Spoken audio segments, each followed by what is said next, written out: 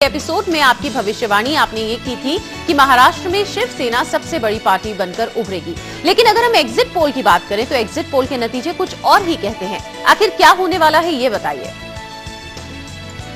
जी देखिए, पिछले एपिसोड में हमने ये कहा था कि डेफिनेटली सेना या भारतीय जनता पार्टी, इनमें से एक पार्टी जो है वो सबसे बड़ी पार्टी होकर उभर सकती है, क्योंकि हिंदुत्व के साथ में जुड़ी हुई दोनों पार्टियां हैं। और पिछले काफी एपिसोड्स में मैं ये कहते आया हूं कि चाहे पोल के पहले इलेक्शन हो या ना हो, युति हो ना हो, मगर पोल के बाद में, इलेक्शन के बाद में इनकी युति संभव है।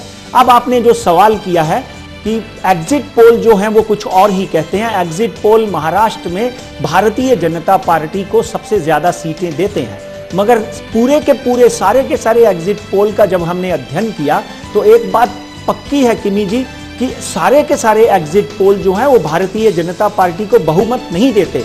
और यहां तक भारतीय जनता पार्टी की कुंडली का अध्ययन करते हैं, वृश्चिक राशि है, और साथ में नरेंद्र मोदी की कुंडली का अध्ययन करते हैं, अमित शाह की कुंडली का अध्ययन करते हैं, और लैंडिट्यूड एंड लैटिट्यूड देखते हैं महाराष्ट्र का, और साथ ही में उनके सहयोगी रहे शिवसेना की कुंडली का जब हम अध्ययन करते हैं, और साथ में माननीय उद्धव ठाकरे की कुंडली का जब हम अध्ययन करते हैं, तो एक बात तय है कि भारतीय जनता पार्टी को बहुमत नहीं मिलने की संभावना जरूर दिखती है, मगर ज्यादा से ज्यादा सीटें आने की, अधिक से अधिक सीटें आने की संभावना डेफिनेटली भारतीय जनता पार्टी को दिखती है। मगर एग्जिट पोल लोकसभा में कितने सत्य हुए वो आपने देखा था। आप ही के चैनल के माध्यम से मैंने मोदी जी को 300 सीटें दी थी, मगर एग्जिट पोल 240 से ऊपर कोई नहीं बढ़ रहा था।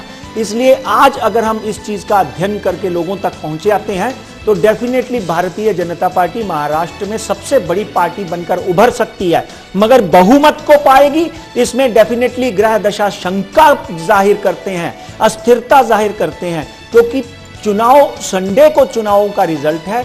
15 तारीख को चुनाव हो चुका है, 19 तारीख को जो है वो रिजल्ट है। इन दोनों तिथियों का भी जब हम गोचर का अनुभव करते हैं और साथ में कंपैटिबिलिटी चार्ट बनाते हैं, भारतीय जनता पार्टी के नेताओं की कुंडली का गोचर बनाते हैं, तो भारतीय जनता पार्टी को मैं पंडित राजकुमार शर्मा 110 से 120 सीटें महाराष्ट्र में देता हूं।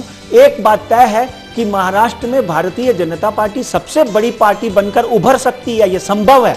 आंकड़ा पार कर जाएगी ये नहीं दिखता है। उनको कहीं ना कहीं किसी प्रांतीय पार्टी का सहारा लेना ही पड़ेगा किमी जी।